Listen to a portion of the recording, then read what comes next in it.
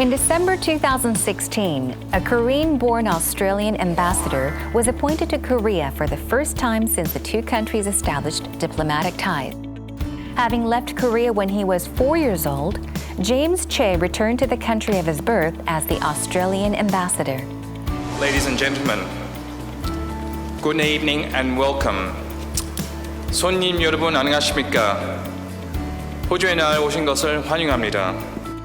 Since the Korea-Australia FTA, the bilateral trade volume has been increasing steadily, making the relationship between the two countries more important than ever before. Ambassador Che is working hard to strengthen bilateral cooperation in the fields of education, finance, and tourism, and further bolstering diplomatic ties. We'll hear about the future of Korea-Australia relations envisioned by the first Korean-born Australian ambassador, James Che, on today's Heart to Heart.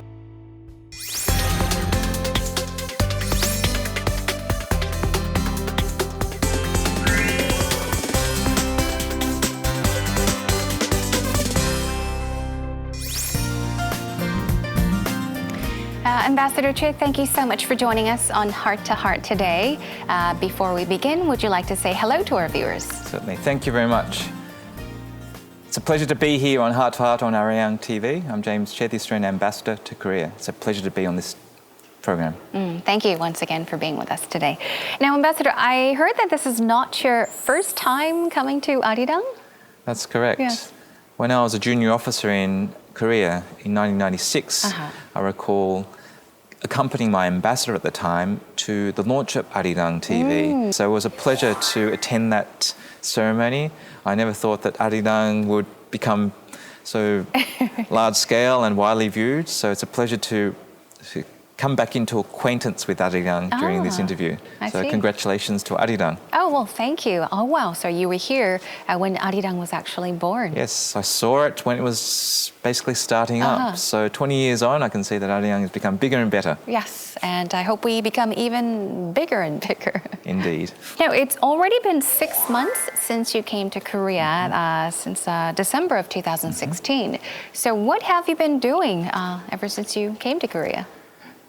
Setting up life in Seoul, first of all. I've come here with my wife, so setting up my life, building up my connections, networks, getting a focus on my work priorities, but also getting a better understanding of what's actually happening in Korea and on the Korean Peninsula. Yes. Since I arrived, we've had a presidential election. The North Korea continues to emerge as a major issue on the Korean Peninsula. And the regional dynamics is something that is a major focus for me. Yes. So you have been very active in various projects since you were appointed as Australian ambassador to Korea. Now, I believe you're keenly interested in economic cooperation between our two countries, Australia and Korea. And bilateral trade between our two countries reached $36 billion last year. That's correct. And Korea is Australia's fourth largest trading partner. But there has been criticism about investments in trade between the two countries, kind of concentrated in only one select area. So what is your thought on that claim? I'm not too concerned about the focus of trade at the moment. Australia is resource rich. We provide coal, iron ore, liquefied natural gas to Korea. We provide the resources that fuels Korea's economic growth. And a lot of it goes into steel making, energy, which in turn allows Korea to export manufactured goods such as cars, LG phones, Samsung TVs. Yes. So it's a very complementary relationship. Yeah. I think the criticism we can put to the bilateral relationship is that there's much more scope to diversify the trade, to look at our competitive advantage in our respective areas, especially in science and technology, research, Australia's very advanced service sectors. So we've got a very strong economic base. It's the opportunity to further diversify the relationship. Yes. And I think we've got that opportunity now because in 2014 we signed a bilateral free trade agreement. It reduces tariffs, increases access to both our respective markets. There's significant opportunities to further expand and also diversify the trade relationship. You just mentioned that Australia has very advanced service sectors. Yes. But most Australia-Korea trade is taking place in the goods sector. So what is your take on the need to expand investment and trade in the service sector? That's going to be the scope for the future trade relationship in services. Australia's economy is actually based on services. It's a misperception that Australia is a resource economy. Resources only accounts for around about 8% of our GDP. Services actually accounts for 80% of our GDP. And we have advanced sectors such as our accounting firms, our law firms, our medical sector, our financial firms. We have world competitive companies in those fields. There's much scope to further enhance our cooperation on the services sector, providing Australian expertise in building up Korea's capacity in those areas. So I'm very keen to explore the scope to further develop our cooperation in the services field. And are there any other areas, other than the service sector, that require bilateral economic cooperation? And if there happens to be, which areas are they? I think it's a part of the services sector, but it's an area that I think requires further developments. The financial services sector. Australia's, for a population of only 24 million, has the fifth largest pool of superannuation of pension fund investments in the world. We have significant expertise in managing pension funds. And as Korea's population ages, there's a huge demand for managing Korea's future pension funds. Australia has the expertise, and I'm certainly keen in developing those contacts so that Australian expertise can help Korea address the ageing population issue and especially addressing Korea's pension needs. The other area I'm very keen on is developing the investment relationship. Two-way investment at the moment is quite encouraging because our two-way trade in goods is now 36 billion, but for the first time in our relationship, our investment, two-way stock of investment has reached $38 billion. So it means that more Korean companies are investing in Australia and more Australian companies are investing in Korea. And that really reflects a sense of confidence in each other's economy, that it's not just trading goods, but we're actually investing in assets in each other's countries. So further building that investment relationship is also a key opportunity. And again, under the bilateral free trade agreement, it opens up opportunities to further enhance our investment relationship. And I understand that there is one more agenda that is important to you, which happens to be cooperation in national defense. Now, you are also serving as non-resident ambassador to North Korea from Seoul.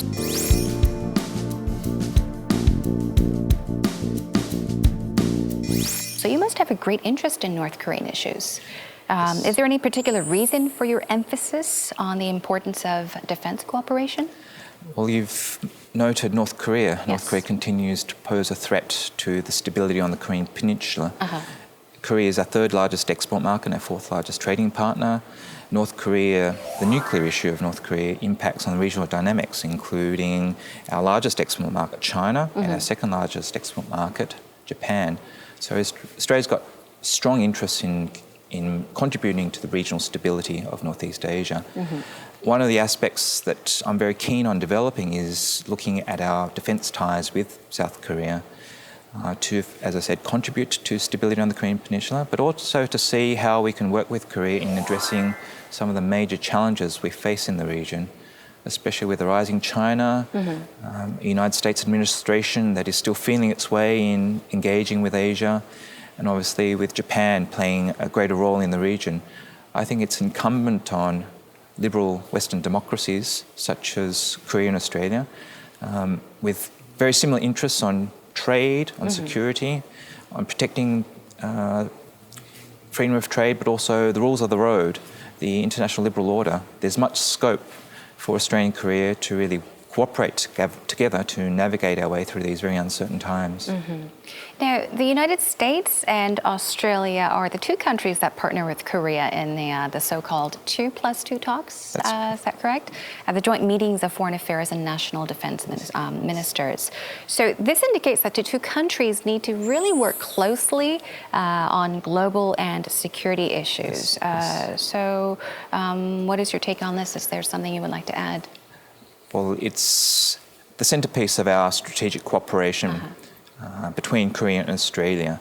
We want to advance strong defence and strategic dialogue, but also enhance our defence ties, and ultimately look at how we can further cooperate with our defence forces to send a strong message that we're working closely together as like-minded countries in the region to contribute to regional security, to send a strong message that we want to continue to protect, as I said, the rules of the road, the liberal international order, and that we're willing to play a strong role in protecting regional security, not just on the Korean Peninsula, but also in the Indo-Pacific region more generally. Okay, well, we will continue our talk in just a bit. Joining us on today's Heart to Heart is Australian Ambassador to Korea, James Choi. Now, he has kept himself very busy since he has come to Korea, so let's watch him in action. A hotel in the Chunggo district of Seoul.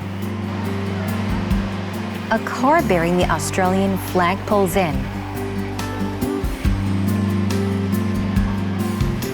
And here's Ambassador James Choi. There must be a special event taking place here.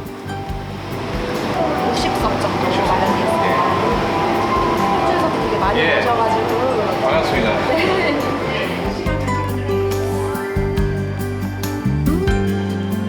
He is here today to attend the Global Korean Convention 2017, along with some 150 specialists from 17 countries. It's a special gathering of Korean academics and civic activists from around the world. To discuss the lives of the Korean overseas, the issues that they face, and I'm very encouraged that the agenda is not just about the broader Korean society, but also in particular the issues related to Korean women and Korean adoptees. As a 1.5 generation Korean migrant, it's very encouraging to see that there's extensive research and greater attention to these issues facing Koreans overseas. So I'm here to support the convention, but also, as I said in my introductory remarks, I'm fascinated to see what the discussions entail and the policy recommendations that they'll develop for both Korean governments, but also governments overseas. 반갑습니다. 좋은 역할 하고 계시고요. 예. 되길 바랍니다. 예. 반갑습니다. Ambassador Choi is a well-known figure among Koreans living abroad. Time flew by, even though he's only exchanged greetings. 오늘 또 같이 제임스 최 대사님을 먼저 자리에 모시겠습니다. 모두 박수로 환영 부탁드립니다. I understand that there are around about 7 million Korean diaspora throughout the world. It's a pleasure to see academics from Australia, New Zealand, and I understand also from Europe attending this convention. But as the Australian ambassador, I do want to pay a particular warm welcome to the Australian academics. I think the Korean diaspora will play a much more important role. So I personally appreciate the challenges of Koreans travelling to another country and setting up life in another country. Thank you very much and best of luck with the conference.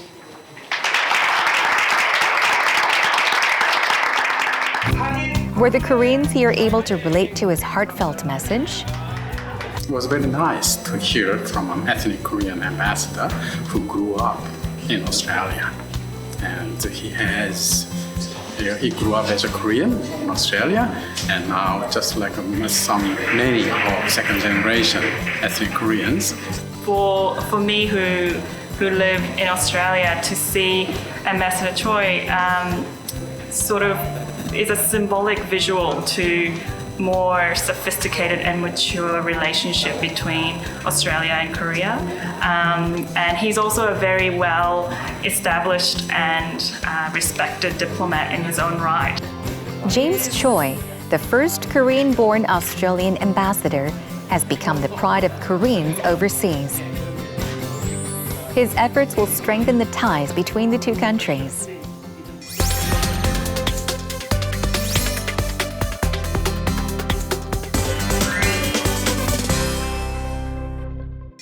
You are the very first Korean-born ambassador of Australia to Korea. Now, since, of course, the Australia and Korea formed diplomatic relations in 1961. Yes. So I know that the Korean people welcomed you with open arms, and I'm sure that you being here has a very special meaning for you as well. Yes. So what was it like to return to Korea? It's a privilege to be back here in Seoul as the Australian ambassador. I left Korea when I was 4 years old and migrated to Australia. I never ever would have thought that I would have come back as ambassador, but It's a privilege to be here, and it's an honour to represent Australia here in Korea. Yes, and you've been here several times. You've paid visits. That's correct. Yes. I have visited Korea numerous times for work, but also I worked here as a junior officer at the Australian Embassy from 1995 to 1997. So I know Korea quite well. Yes. And also I have lots of relatives still in Korea. Yes, sure. But you, as you mentioned, you left Korea when you were just 4 years old. That's only correct. 4. That's Do you have any memories of your childhood, of your... I do. Yes, you I do? still remember my grandmother's house in Suzek. I remember playing in my grandmother's house and distinct memories of my grandmother, my grandfather, and all my aunts and uncles. We had large extended families. Yes. But then also my father was in the military. He was a helicopter pilot in the Korean Army. Oh. And so I remember moving from base to base, moving to Gwangju and Daegu, and the constant trips we made from moving from military base to military base. So I've still got fond memories, clear memories of my life in Korea when I was a child. Yeah, I think it's the same for almost everyone. You have fond memories of, your grandparents, spending time with your relatives, especially cousins, when you're little. Yes. All right, so what did you think of the Korea you returned to, though, when you returned this time?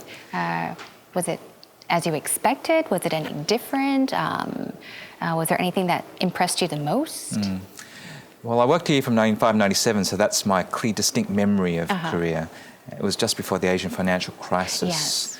But the thing I've noticed coming back to Korea now is the sheer scale of economic growth. Some parts of Seoul are unrecognisable. As an example, the Australian Embassy in the Kyobo building in Gwanghwamun, and just behind there, I remember Pimakgol, which is 20 years ago was narrow alleyways, little hanokjibs, beautiful little restaurants. Now, coming back 20 years on, it's a huge high-rise. Yes. No remnants of those beautiful old houses. Those old narrow alleyways are now replaced by very modern shops, cafes and restaurants and high-rises. Do you like it? Or would you rather have seen the narrow alleyways and the hanoks still waiting for you to maybe pay another visit? I do reminisce on those wonderful experiences I had, but I don't think you can stop progress. That's true. And certainly I think the modern Seoul is amazing in terms of its vibrancy, its energy, but also the wonderful mix of Korean and overseas influences. Seoul is a major city, a very cosmopolitan city. It certainly is a city that competes with any other city in the world. So did you have the chance to travel a lot, or are you mostly on the go visiting this part and that part of Korea because of work? Is it all work related, or do you actually have time to travel? Most of my work is in Seoul, and that's certainly occupied a lot of my time, but I've had a chance to visit some of the cities in Korea. I've been to Busan twice. I've been to Jeju a couple of times, all for work meetings, unfortunately, so I haven't had the time to really take a holiday. But Busan has been for a few launches of ships built in Korean dockyards that will be taken to Australia and be placed on Australia's gas fields to process the gas, which will then be shipped and exported throughout the region, including Korea. So that's another example of economic complementarity between our two countries. And I've been to Jeju twice, once for the Jeju Forum and just recently also for the Asia Infrastructure Investment Bank meeting. So you were in Jeju for, of course, 2 reasons. Could you tell us about how you attended the Jeju Forum? Yes. I was invited to deliver a speech at an ambassadors roundtable at the Jeju Forum, focusing on regional security, the regional dynamics, how diplomats in Korea viewed North Korea, and also how the relationship between the United States and China will pan out. So it was a pleasure to be there, but also it was fascinating to see all the other participants that attended. Al Gore was the keynote speaker, and we had former presidents, former prime ministers attending as well. So it's a high-level forum. It was certainly very impressive. This forum has become, over the years, a truly exemplary gathering for a multilateral dialogue on peace and prosperity, with a focus on diplomacy and its task in providing a space for international collaboration throughout East Asia and Asia on foreign policy issues and environmental issues, security, issues and economic issues. And are there any places that you visited for the very first time, places that you haven't been to before? Are there any places that particularly stick to your mind that you remember? Well, I have to say that going to Koje was impressive. The sheer scale of the shipyards, the Daewoo and Samsung shipyards are absolutely incredible. I don't know if your viewers have been there, but the scale, the size of the shipyards, but also the scale and size of the ships that they're building and the advanced technology, the sheer industry, the size of the industry and how it's developed is certainly a testament to those companies, but also the people of Korea to actually have built this industry literally from scratch. Very, very impressive operations.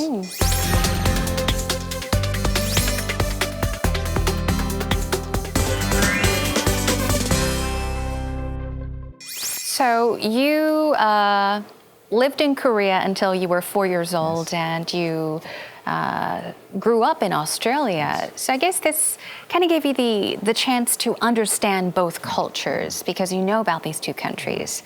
So it must have given you that edge on understanding the cultures of each country. Now, would you say that there are strengths of the Korean people that are hard to find among Australians? I wouldn't say it's... I'll point to one strength that Koreans have, but it's not so much that Australians don't have it. It's just that Koreans have more of that strength. Okay. I think it's this sense of hard work and getting things done. I see Korean students and see how hard they study to try to get into university. I see how hard they need to study to do all the exams to get a good job. That sense of determination and strength of will is quite amazing, and I do admire it. Frankly, if I had to study in Korea, I think I would have failed miserably because I don't think I would have had the diligence to go through the amount of study that you need to be able to succeed in those exams. But Australians work hard, but it's just that Korean students, I think, work extremely hard. And as I said, I don't think I could even possibly aim to compete. All right, then what would be the strengths of Australians? I think Australia has this amazing mix of dedication but also creativity. We have a very balanced lifestyle in Australia. We value academic success, but at the same time we value a sense of balance, and it gives us a sense of creativity, which I think is a wonderful mix. I'm Australian, so I'm very proud of that mix. But it's reflected not just in our arts, our music, our famous actors and actresses in Hollywood, but also in things like science and technology. I think it's not often understood or very rarely known that Australia's produced 16 Nobel Prize winners. We've had recent Nobel Prize winners in fields such as physics, in medical science, in literature.